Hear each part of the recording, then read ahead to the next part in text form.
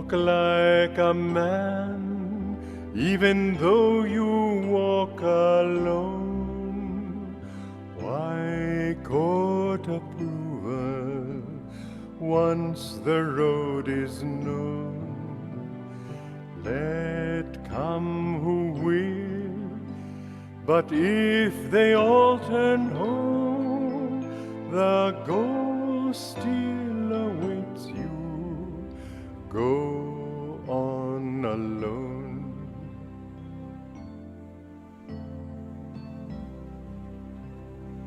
Follow your dream, though it lead to worlds unknown. Life's but a shadow, once our dreams have flown. What if men cry, your dream is not our own? Your soul knows the answer. Go on alone.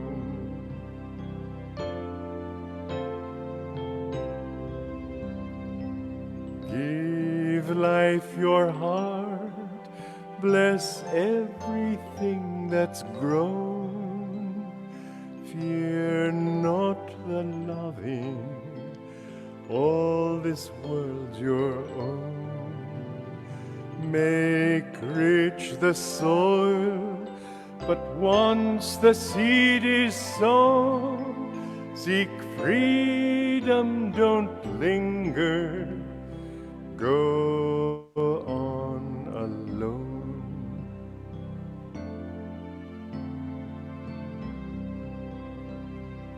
Walk like a man, even though you walk alone. Why court approval once the road is known?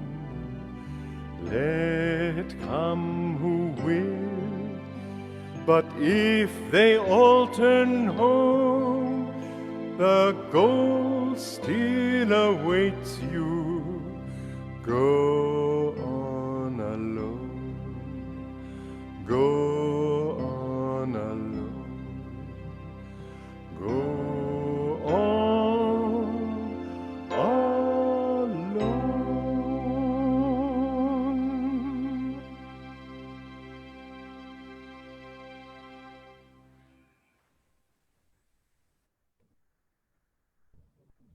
Deep meditation is a death experience. You leave your body. You know, I was talking to the head of the Zoological Institute in Darjeeling many years ago, and he told me that he'd been on a scientific explanation in the Himalaya. It was above the snow line, and there they saw a yogi seated in lotus posture, meditating, and they came close and looked at him. His nails had grown into and through part of a twig of a tree. They estimated from the length of those nails that he must have been sitting without any movement for 6 months. That was just a rough estimate.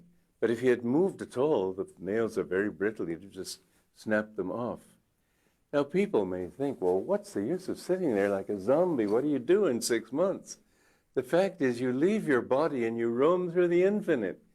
It's far more wonderful in that state than it is to come down to this state once you are able to go there. It's well worth the trouble.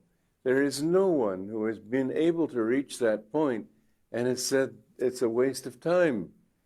It is the fulfillment that everybody is looking for, but because we live through the senses, we think that this excitement and this desire needs to be fulfilled, and that desire needs to be fulfilled or pushed out of our lives or whatever it might be. But we relate so much to the world outside that it's very difficult. A car, when it's moving, you have to stop it and put it in reverse gear. And our car has been moving forward. We need to stop it and then put it in reverse gear. Now that stopping may seem like a dull state. There's nothing going on when you're stopping. But it's only then that you can go in reverse gear.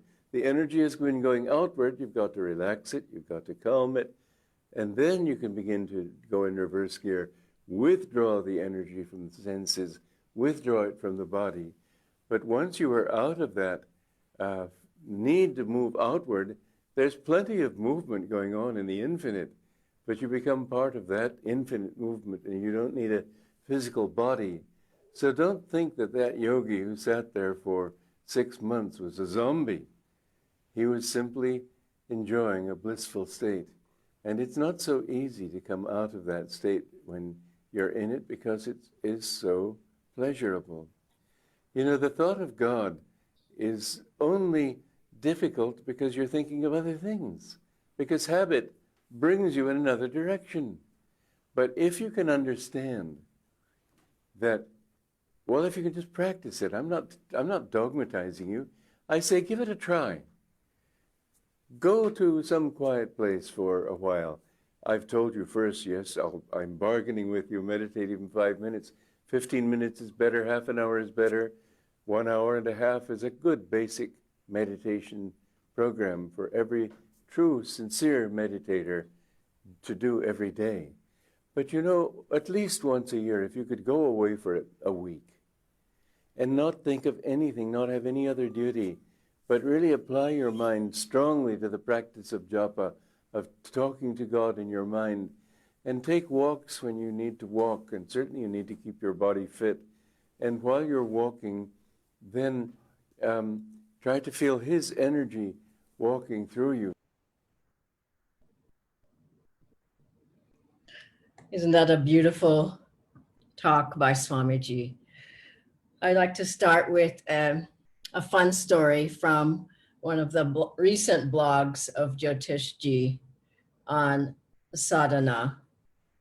He says here, Swamiji used to enjoy and get a chuckle from this story, by the way.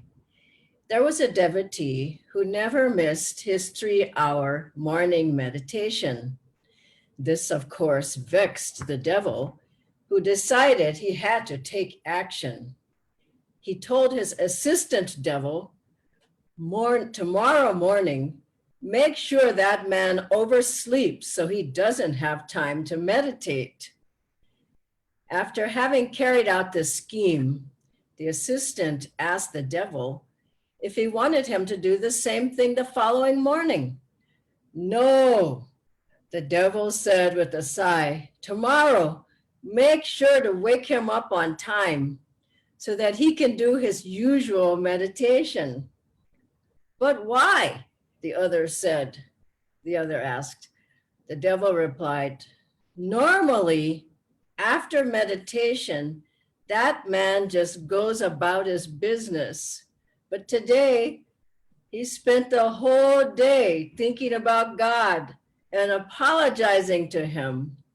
I would rather have him meditate for 3 hours and then forget God than have him think about Him all day long. Isn't that a fun story? And for us, the sadhana, it's something like everything that we want to improve upon. There doesn't need to be a heaviness or a guilt.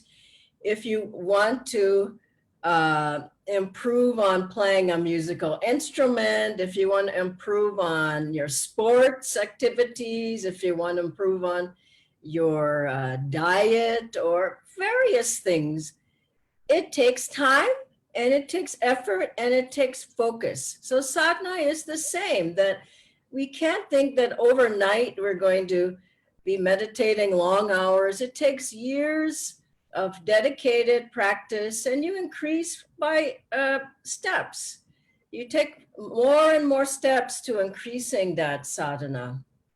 And so I'd like to give you some pointers today on how to do that. The first is the timing.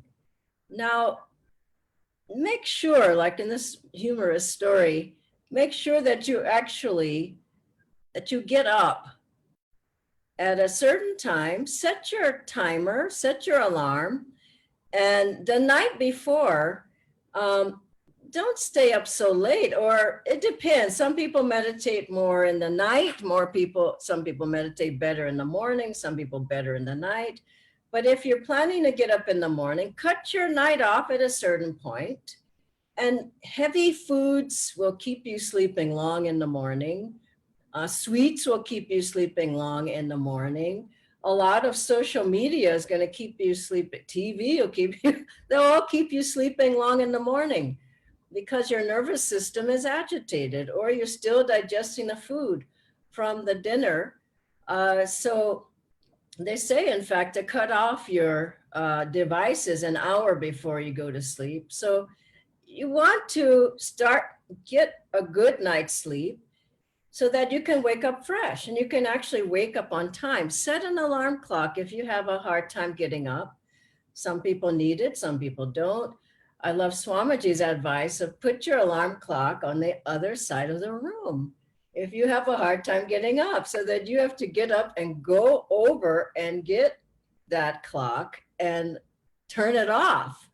And so if you can get a regular schedule that this is the time for my sadhana, and I don't know about how you all feel, but I need to meditate, and I meditate better when there's less commotion, vibrations around the neighbors, noise on the street, traffic. If you can meditate when it's more quiet, wow, it's just so much easier and you'll want to do it.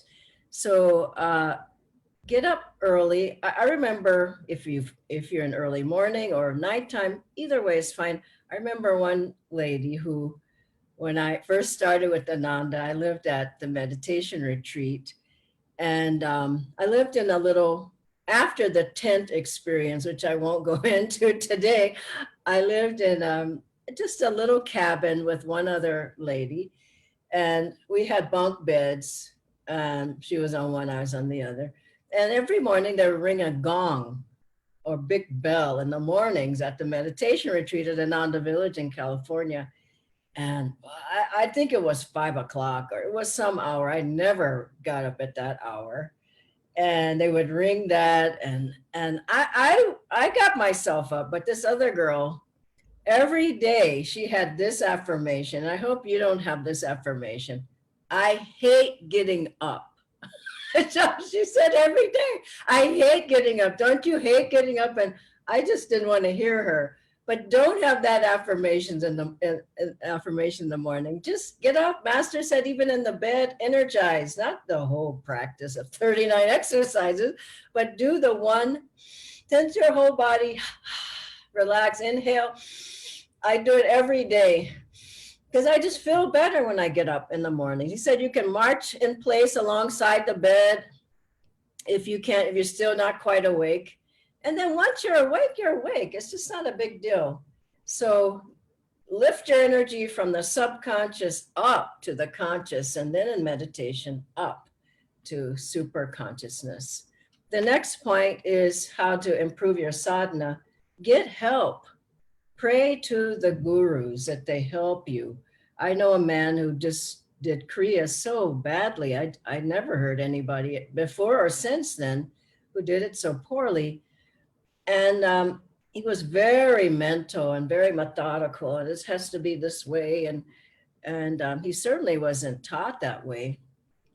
Finally, I saw him some months later, and he was doing Kriya so beautifully. I said, well, what happened? He said, I finally realized that Master could help me and that I had to pray to him, pray to the gurus, that they help your sadhana, they help your meditation, they help you to be still, they help you to feel God's presence. There are many wonderful stories on that. I know another one of a man who said that he just had gotten Kriya, and I'll make a long story short, that he said at a certain point, I kept asking him, was he doing it properly? Because we were on a long distance phone call. And he finally said, yes, because I asked Master if I'm doing it right. And a light appears and he tells me what to do in my mind. And so please include the masters. They're there to help us.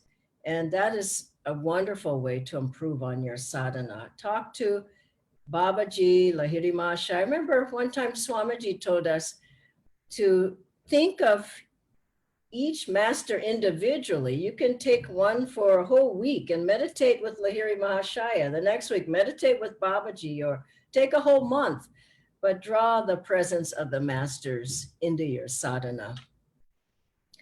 The next is setting goals. Yes. Now, to set goals, if you're wanting to take Kriya, set a goal. I want to take Kriya this year. I'm going to take the classes and I'm going to actually practice. I'm going to do the practices because my goal is to take Kriya. It's not cutting corners that, no, I won't do it, but I'll still ask for Kriya. No, do the practices, but set your goal. If you want to take higher Kriyas, set the goal. I would like to take higher Kriyas and work up towards it. I'll be talking about that later on in this class, but don't try to do it in a backwards way. Go step by step and set your goal and then work towards it. And you'll be able to achieve that. Have one of the acharyas, one of the teachers help you. Get in the classes, get in the class level 1, 2, 3, 4 for Kriya. Higher Kriyas, get in the Kriya preparatory sessions or classes and prepare yourself. And setting goals is very good. I knew someone who, this was years ago, this woman came to Ananda and I was serving in the Kriya Sangha. She had been practicing the first Kriya, 14 Kriyas only for 10 years. And I said, what happened to you? I mean, we're moving out with Kriya. Why are you just doing so few? It wasn't like she was going deep in those. She said, oh, I just never had anybody help me or encourage me. And I didn't know you can go further into Kriya. So at Ananda, we know we can go further. We're racehorses. We want to move out. And so don't stay back because you think, oh, okay, it's all right. Keep moving forward, set your goals, get help, and you will find that Kriya gets deeper and deeper. Until, I know what Swamiji said once, I love this thought. He said, Kriya gets to be delicious. And you aim for that goal, that your Kriyas become delicious, meaning that you feel the bliss in the spine, the bliss in the chakras. Remember Swamiji near the end of his life would say, I'm just mainly in bliss now. Make that your goal. Okay, the next one is coming to the group sadhanas. Yeah, there's so many. No one has an excuse of not having help. There's group sadhanas, Kriya sadhanas on Tuesday nights, Saturday mornings. Most every center has a sadhana where there's a group meditating. The group helps you. The group is more magnetism than if you were on your own. The group gives you focus so you don't sort of drift off. I remember I used to go meditate with the group when I first started on this path, and I wasn't even with Ananda yet, but I would go every week and I meditated with the group. And wow, did that help me? So you need, especially beginners, meditate with somebody who's been meditating for some decades. You see, it's a very different meditation. Wow, when we would sit in, two things I'm remembering, sit in the Gurgaon temple when we all could join together and meditate that way. I mean, those are really deep memories for me of meditating deeply. I think they were 2 hours, if not 3 hours, but everybody was still. It wasn't going in and out, looking at your watch, getting a message on your phone and all that. The other times I remember are Ananda Village with Swamiji and people, I was new and people there had meditated 30 years or 40 years or something, I don't know, but long time. And we would take our meditation cushion and at the 8-hour long meditations, everybody who could sit on the floor would just get their seat as close to Swamiji as possible because you knew you'd have a good meditation sitting with him. And so meditate with others. Don't just depend on yourself. I recall a story of master who said about two disciples. He told them both to come to be with him and be in the Sangha. One always came and one never came. And Master said, this other one who never came, he said, he's bogging down now. He doesn't know why, but it's because he never comes. And people think, well, I've got it now. I got Kriya. I'll just go off on my own. Well, good luck to you. You need the Sangha, you need the satsang, you need people to help you and to meditate with others. And the next one is longer sadhanas. Now I've sort of gone into that a little bit, but carve out time where you actually meditate longer. Once a week, 3 hours, 2 hours if you can't do it. Now, if you can't do that long, do what you can, but maybe do Hatha Yoga, Ananda Yoga before that. Maybe listen to chants or chant. If you can't sit that long, read something, go back into meditation. But then your daily meditation seem like a breeze. Once you get that long meditation in once a week, either with the group or on your own or both, you'll find that your sadhana definitely gets better. And finally, come to the reviews. I know people say, oh, I learned Hong Sa. Oh, I learned Om. Really? I mean, you might have gone to the class, but did you really learn it? Are you really doing it well? And we have so many offerings, right? I know recently, Devarshi did a couple of guided Hong Sa practices. Be at those. Bharat did, Nayaswami Bharat did a wonderful review of the Om technique. We're going to be having experience of God meditations and various Acharya Mudra classes coming up. Be at those things. I've just literally been at hundreds of Hong Sa classes, and I go, different teachers will come at a different point of view, but come at it from a different point of view. But you might have learned it, but can you practice deeply? So until you say, yes, I'm practicing deeply, review, review, review. Listen to the talks reviewing, study your Kriya lessons, come to the Kriya review, and for God's sake, come to Kriya. I mean, if you're a Kriyavan, you should, every Kriya, just try to be there. Swamiji told us, have Kriya every month. This was at Ananda Village, and I thought, God, that seems to be a lot. Were people there every month? Yes. Was the Kriya team there every month? Yes. Was I there every month? Yes. 14 years, we were there every month. Did we get a lot from Kriya? Definitely. So it's not once a year is okay, but I would come as often as you see there's a Kriya initiation. Try to come and improve on your Kriya sadhana. Now there are a few questions that we'll go into. I'll ask Nitendra to come on. Thank you, Dhyanaji. I'll just share the questions. So the first one, Dhyanaji, is when can I take the higher Kriyas and what are the requirements for it? Okay. Okay, and talk with the acharya where you are right now, because they should work with you individually. Generally, it's about 3 years of practicing the first Kriya. Now, when I say that, I mean regular practice, morning and evening. It's not a haphazard sadhana. Om technique, I want to say energization exercises are daily practiced for those 3 years. And Hong Sa and Om, you're practicing daily. Your sadhana is twice a day. You're doing minimum of a certain amount of kriyas, and that's going to depend on the person and their situation, but it's not like 36 is not quite enough. You need a base of the first kriya, and 108 shouldn't be foreign territory. Like, God, I've never practiced 108.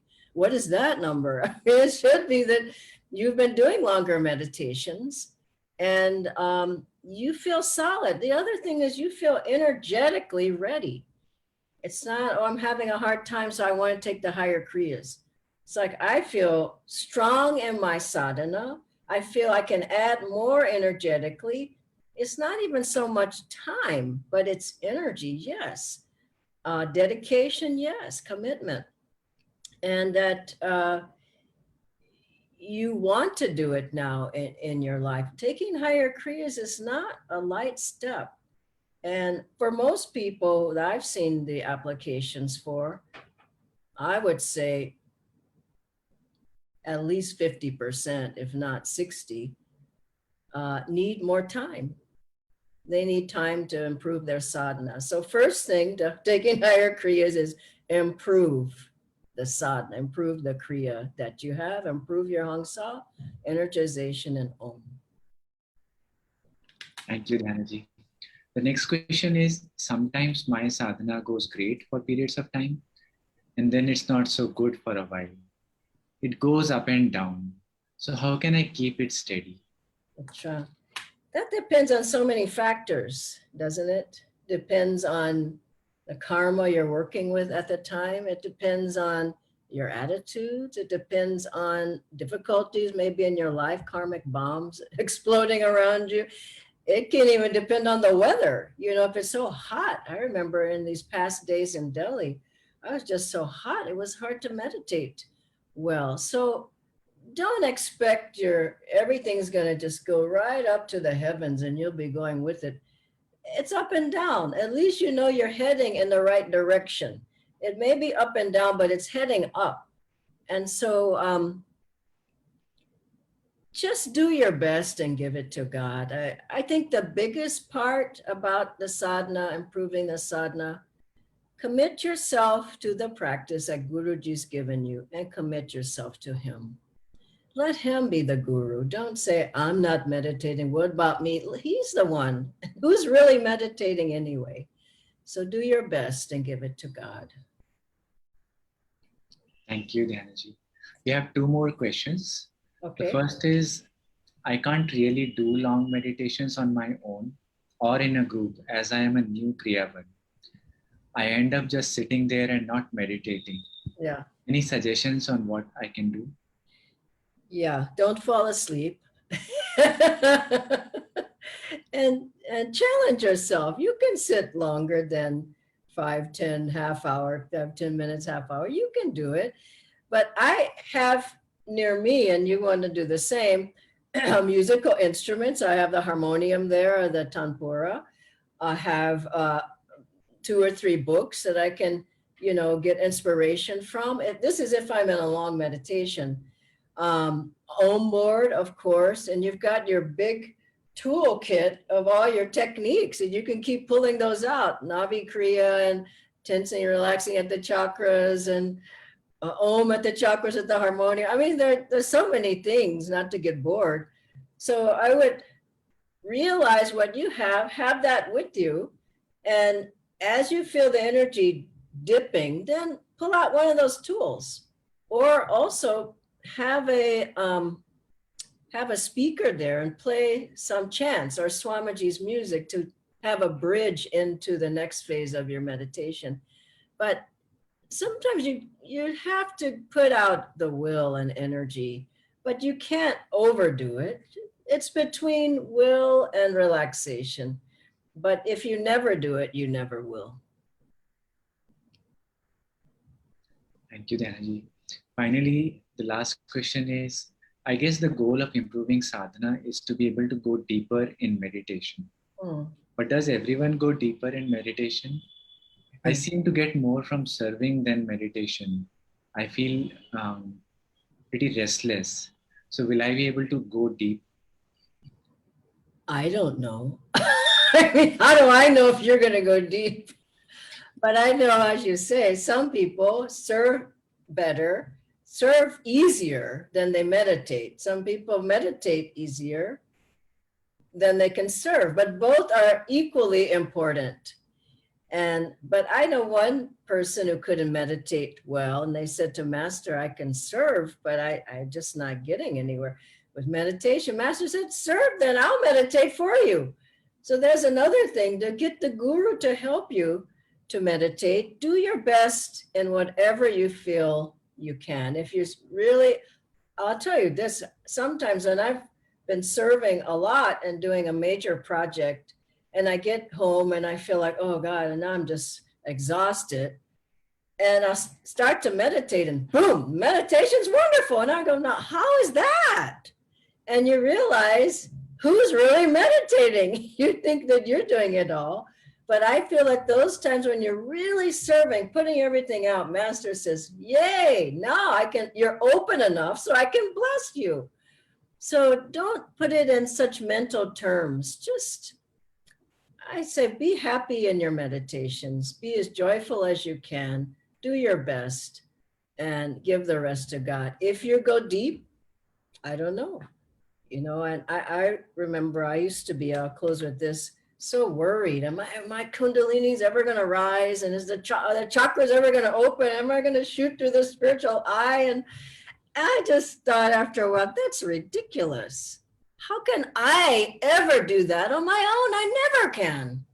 It's up to Master. Do your part, turn your cup up to receive and cooperate with God's grace. That's all we can do. God bless you all and have a wonderful day.